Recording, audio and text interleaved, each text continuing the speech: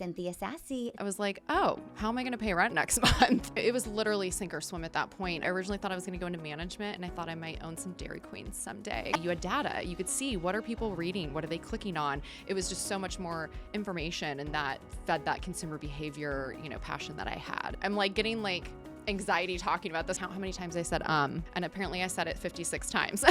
And you'll never forget that number. I started Fabulous Arizona in 2010, and I don't know that that's really publicly out there that much, and most people that I talk to have no idea that it's been around that long. I nailed it.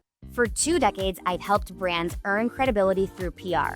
Now I'm turning the mic on the storytellers themselves. I'm Melissa DiGianfilippo, founder and CEO of Proof Publicity, and this is Off Deadline, the real stories of reporters, hosts, and media insiders beyond the byline. Welcome to Off Deadline. I'm Melissa DiGianfilippo, and I am so excited about my guest today, Cynthia Sassi. Thank you for being here, Cynthia. Thanks for having me. Of course.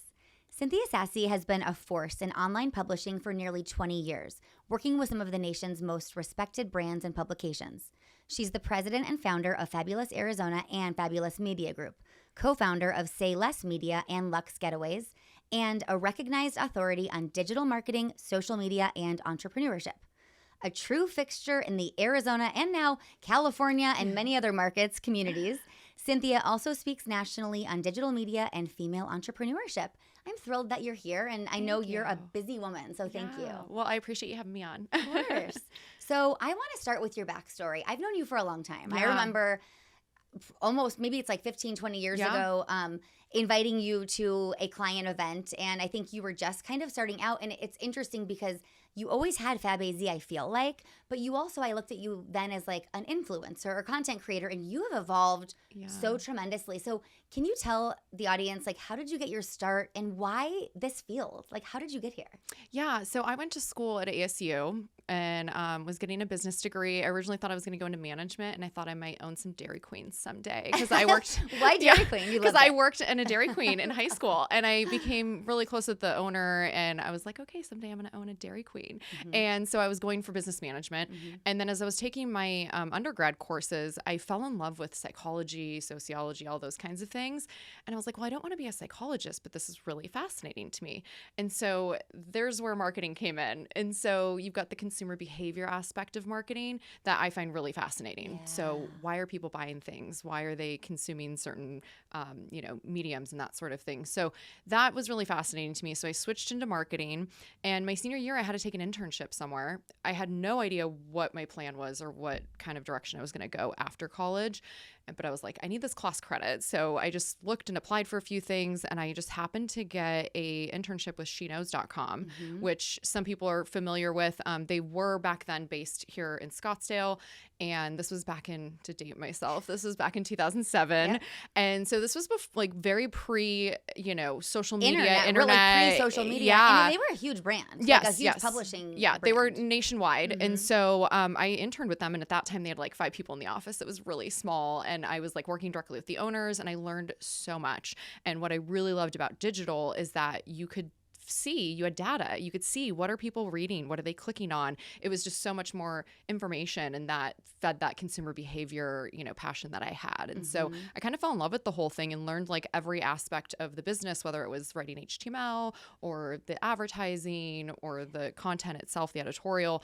I just loved all of it. And so from there, worked at the local magazine, and then I really liked the local scene because you get to meet the business owners and hear their stories, and it's so much more rewarding to tell those stories and to help, drive business to them. And so I was like, okay, let me take the, national, background that I have and marry that with this passion that I have for the local businesses. And that's kind of how Fabulous Arizona was born. That is awesome. And since, if you can just speak real quick to what you've expanded it to, how many markets are you in and where are you going? Yeah, so we currently have 6 markets. Mm-hmm. We've got California, Arizona, Nevada, obviously all feeder markets to each other. Makes a lot of sense. We do have Washington. We were going to do Oregon, and then COVID happened. Yeah. And so we kind of took a pause on that. But we we also have Wisconsin and Iowa because I'm from Wisconsin and I know you are as well. Yep, So, I was born there. Yeah, Yep. same. So I would be going back to Wisconsin visiting family in the summers to get out of the heat. And this is when I just had Arizona.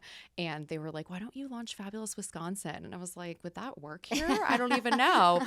And so after a couple years of going up there, I was like, you know what? Let's just give it a try and see what happens. And so in 2018, I launched Wisconsin.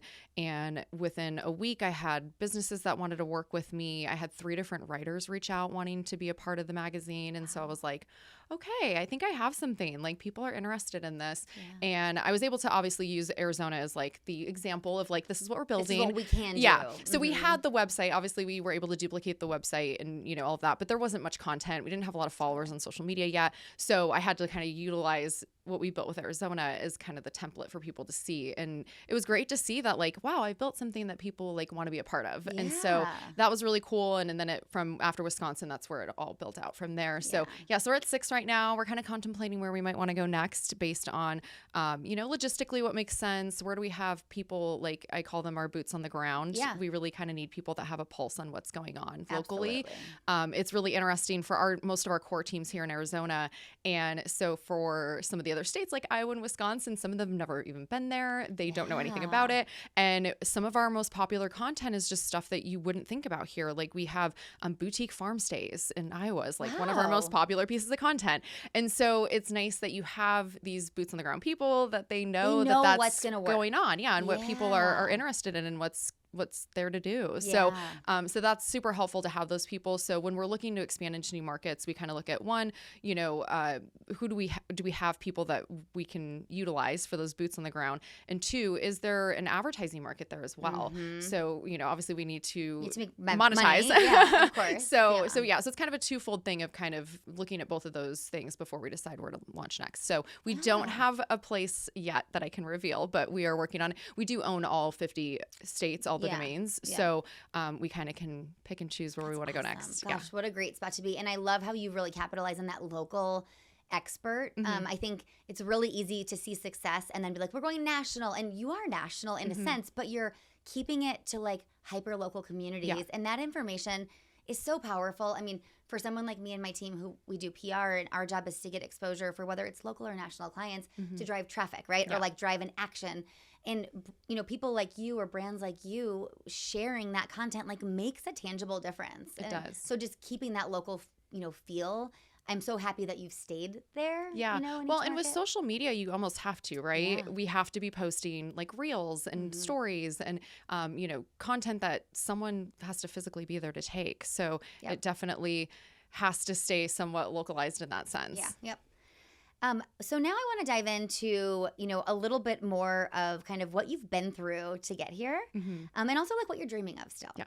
So is there a brand partnership or a collaboration that you've had over the years that has pushed you the furthest out of your comfort zone and maybe expanded your thought process of like what's even possible, or made you be like, I'm never doing that again? Gosh, I think one of the partnerships that I'm most proud of is working with the Omni Hotels.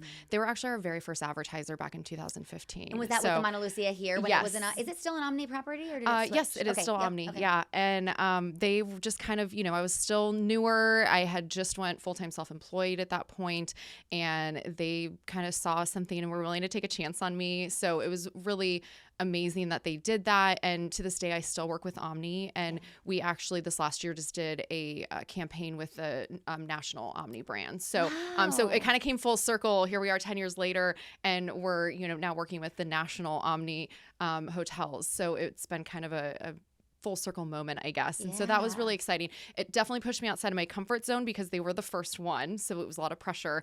We had done some other like previous, kind of like case study campaigns for some other properties just to kind of figure out what can we do? What are the results going to be? So that way we knew before we sold to somebody what they could expect to get. Yeah. I didn't want to take somebody's money and not know if they were going to get a return. Yes. So we had done some case studies prior, but it was very like out of my comfort zone to launch my first paid campaign and really, I mean, my first real paid campaign, I will say, because we had some smaller stuff prior, but that was like the first real advertiser. Like something that you were like, this is a big deal. I can't mess this up kind of thing. And so same thing again, a little bit of that with the Omni Hotels, because it was another level of, you know, working with a brand that's, you know, it's different when you're working with just one property, but when you're working with the bigger brand and they have different deliverables. And so again, a little out of the comfort zone, but it's an exciting out of the comfort zone of, you know, it's out of the comfort zone because you're going to the next level, which is the best uncomfortable to be. Totally. And kind of like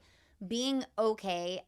I know you didn't fake it till you make it, but like if it's the first of its kind, like for you, that must have been a little bit scary. Yeah, you know, just absolutely. taking that leap and being like, am I going to be able to deliver and provide the metrics, and are they going to get results from it? Yeah.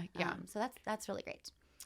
Can you share a time when you reached a professional crossroads, and how did you navigate it?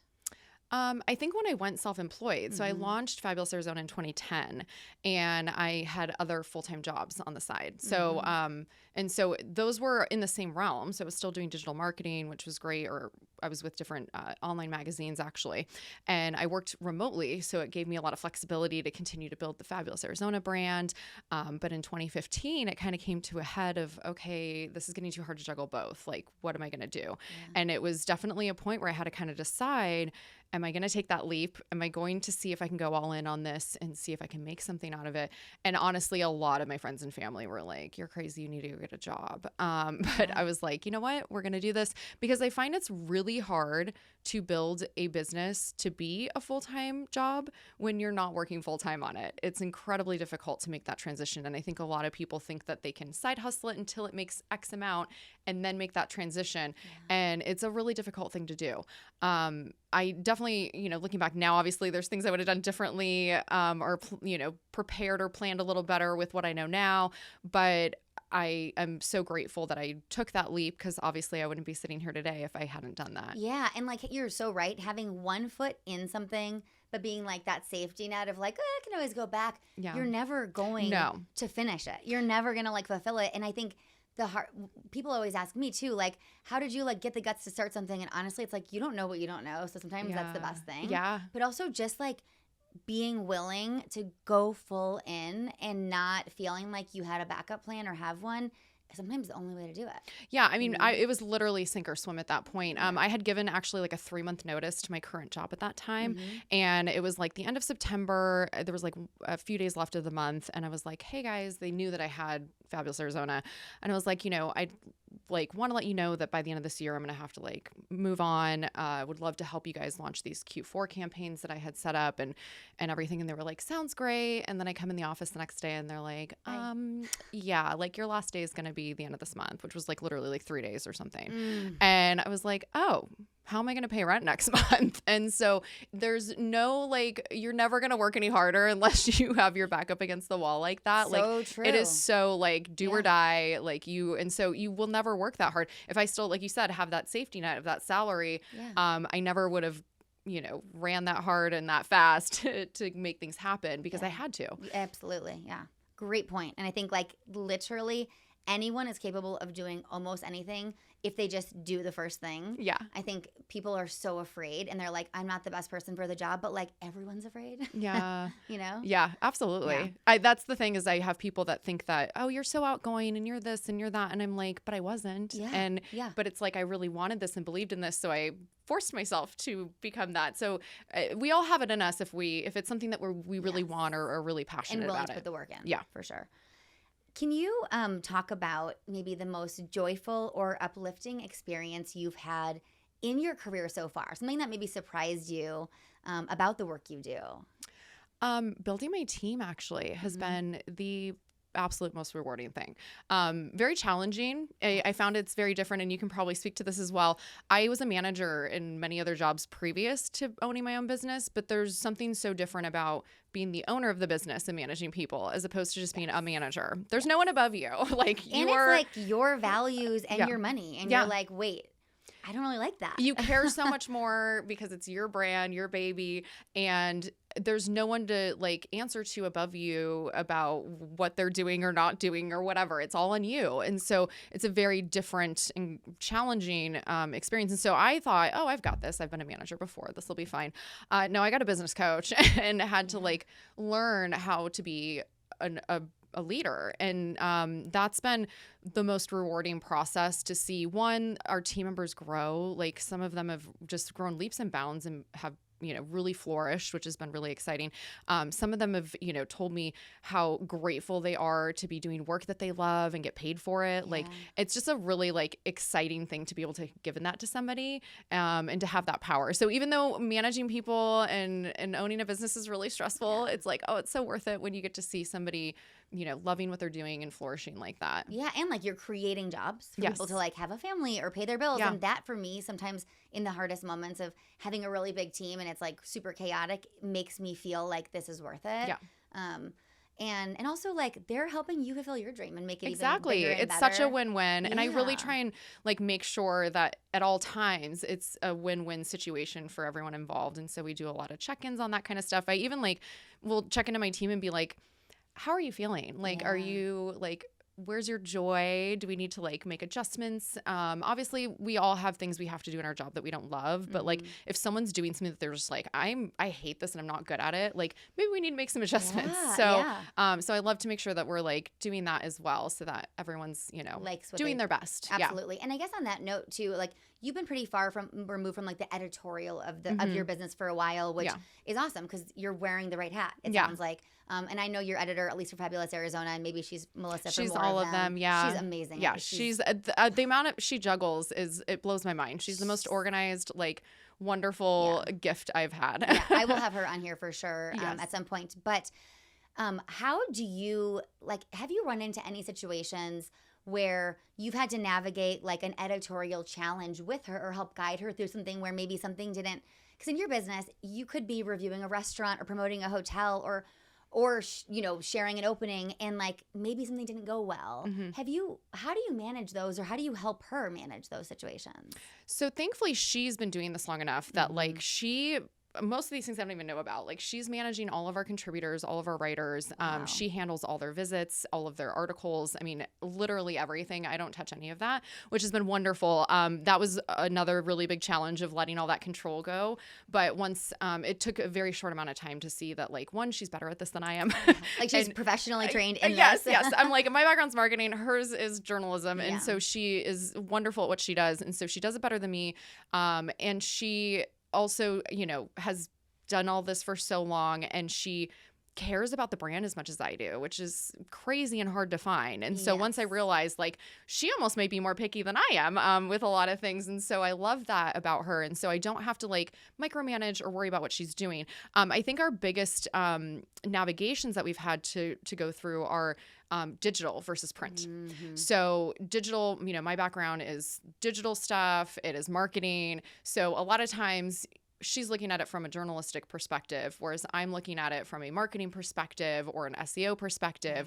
And so I'm like, well, I know that that's grammatically the way it should be, but people are searching this term though. Yeah, so. But it was, so, and I'm like, I know this title sounds really lovely, but Google doesn't know what that means, so we've had to like navigate those things of figuring out like, but how do we find that balance? Because it is a balance between we're serving readers, but we also have to serve these, brands. And serve these machines like Google. Yeah, right. Like who play matter. The algorithm. Yeah. So we have to, find that balance. And I love that her and I have such different and opposite perspectives because then we can kind of come together in the middle and we're not, to one side or the other. It's like we were able to like find this middle ground where it makes sense for both. And that way we're not leaving the readers behind in the process too. That's awesome. That's a great way to look at it. And it's such a great story that you were able to give up that control because when it's your baby, that is hard. It is. And I think the biggest thing is find the areas that you're lacking in the most and that takes some self-awareness to understand. Like I was, I'm a pretty solid writer. My grammar's good. Like I went, I was the editor-in-chief of my high school newspaper. So like I have that background and I do okay. But like understanding that was the first thing that needed to come off my plate was, that I knew my first hire was always going to be somebody for that because that was just not my strong suit of all the other things that I was doing. And you're better at obviously being a face of the business and selling or getting people excited or being idea generating. Right. And recognizing that is so important to move the business forward. Yeah. What's your most cringy on air or off air or online Instagram moment that still like makes you wake up in hot sweats? This is actually one of my favorite stories because I feel like it's such a good lesson. The first time I ever went on air to talk on the news, I was invited. Which now you do all the time. Yes.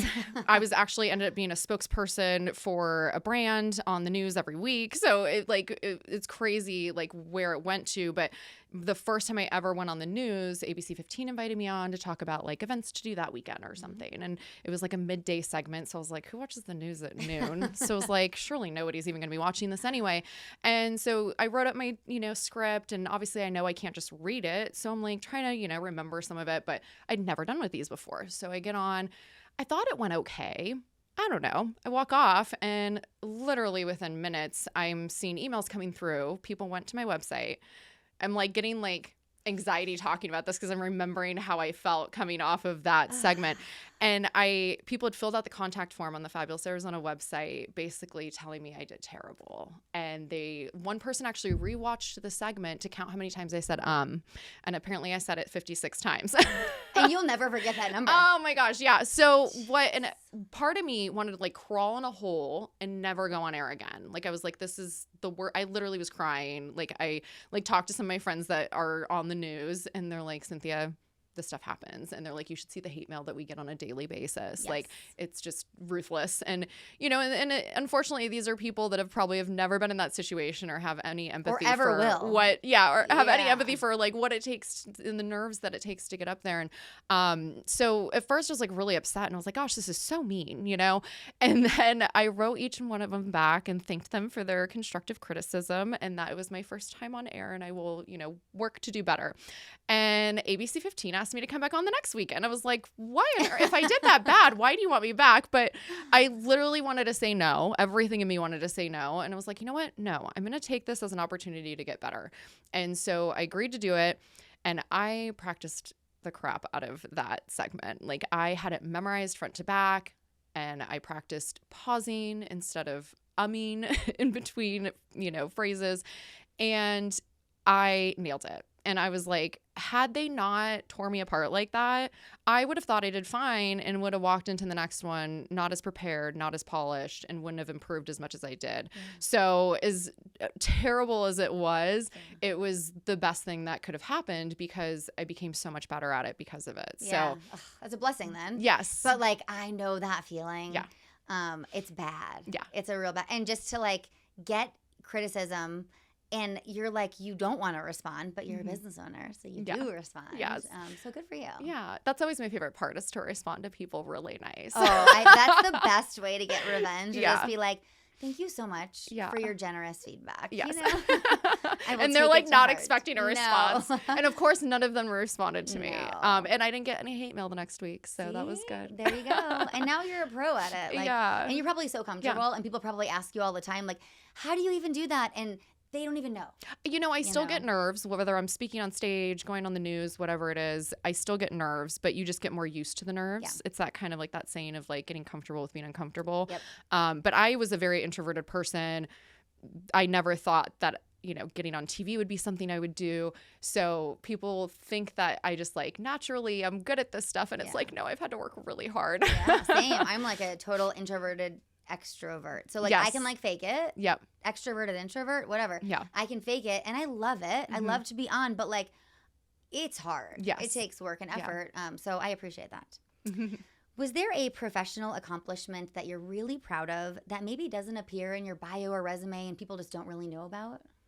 Oh gosh. I don't know if there's like one specific thing. Yeah. I just think like I get so caught up in the day-to-day of running the business that it's like sometimes you have to sit down and look back of like how far you've come. Yes. And so just thinking about, I think a lot of people that see me now don't know like one, how long I've been doing this. And they think, oh gosh, like she's been doing this for 5 years or something. And it's like, no, it's been a really long time. It's been like a 15-year overnight success, right? Yeah, I know. I started Fabulous Arizona in 2010 and I don't know that that's really like publicly out there that much. And most people that I talk to have no idea that it's been around that long. Yeah. and I was, like you said, you felt like I was an influencer. That wasn't even a thing back then. No, it was not. Instagram didn't even exist yet. So I was kind of influencing before influencers were a thing. Yeah. And so I think that's probably my biggest accomplishment, is just like how long it took. But I think a lot of people just don't know that. Yeah, that's true. How has your identity or lived experience given you perspective on working with brands or covering stories or promoting events that others in your field might miss? I think by being a small business owner myself, when I'm working with other small business owners that are advertising with us or telling their stories, I have a much greater appreciation for what their expectations are or what they need or that sort of thing. So when they're advertising with us, for example, I know like that's money out of their pocket that's coming in here, as opposed to maybe somebody that's just like an employee or something might not think of it in that way. So I really put a lot of thought and effort into every ad campaign we do of like, how do we really genuinely make sure that this person's getting that ROI? So I'm really looking at like ROI as a business person for every single thing that we do. Yeah. That's exactly why I started my own agency too, because I wanted to be able to treat customers' money and desires and goals like as if it was my own, like, and just be able to bring that value. And I think people see that. Like when you like look them in the eye and you're like, you can trust me with your investment or with, your ideas, and I'm going to help bring your vision to life. Like they believe it because you really do care. Yeah. And I think they can see that when you have those conversations with them, as opposed to if it's a salesperson that's just, it's a transaction. Yeah. And I think it ends up being a different conversation, and they can tell that and feel that. Yeah, absolutely. What's something about digital publishing, and I'm going to even say influencing, even though I'm not going to call you an influencer, but like that world, that you wish more people understood? I think the amount of work that goes into it, the amount of labor that goes into running our magazines is insane. It is so much work, so many people behind the scenes. I mean, in total, we have, I think almost 30 people with all of our different contributors across the nation, all the people working on the websites, the web developer, the videographer, the photographer, like all these things. We have all these different people working, and I think it looks like it's all just, they see the pretty things on social media or on the website, but it's like there's so much work that goes into all of that behind the scenes. I have like 20 different spreadsheets and, all the things. Yeah. And so I think that's, same thing with, I know a lot of the influencers that I know, it looks like they're just out having a fun meal or a fun vacation. And it's like the amount of work and effort that they put into it. I just did a press trip recently with a couple of really big influencers, and it was like, I was almost exhausted for them. I mean, I was taking content too, but they were like next level of like, they're not on a vacation. No. Like they are working their butts off, capturing literally everything. They've got all their contraptions they're carrying around everywhere we go. And then the amount of work and editing that goes into it after the fact. I mean, I know just for myself, and we don't even, produce that amount of social content that an influencer would, because we're of course also doing like the articles and stuff. I was trying to sort through the amount of content from a 3-day press trip, and I was like, this is taking hours. And like for them, they took 10 times the amount of content I did. So it's like there's so much work that goes into all of this stuff, whether it's the articles, the newsletters, the social posts, all of these things. It's a lot of man hours. It's not just like fun. Like you're not in it for like a free restaurant meal. Like it's a legit business that takes a lot of employees. How many do you have now? So we have we're up to like almost 30. Wow. Yeah, because we have the 6 different states, and we have people in every major market in each state. So it's a lot. Wow. Yeah. Okay, we're into rapid fire. Okay. So I'm going to just ask you to like say the first thing that comes to mind and share a little story if you have one. Okay. Most outrageous lengths you've gone to get the perfect shot or content? Oh gosh. There have been many times that I will do like the craziest angles, standing on a chair, doing whatever it is to get like the shot for like a shoot or something. Off the top of my head, it's the best I can do. Yeah, that's okay. Hey, I'll take it. Most bizarre location you've ever shot content or conducted an interview back when you were doing that? I can't say I've had a bizarre one. Wow, to be honest, I'm actually surprised. I just feel like with hospitality, like most things we're doing are in, a hotel, a restaurant, something like that. So I don't think I've ever done anything too crazy. Okay, That's okay. Maybe you will now. Yeah. I'm going to think of things after the interview for all of these. That's all right.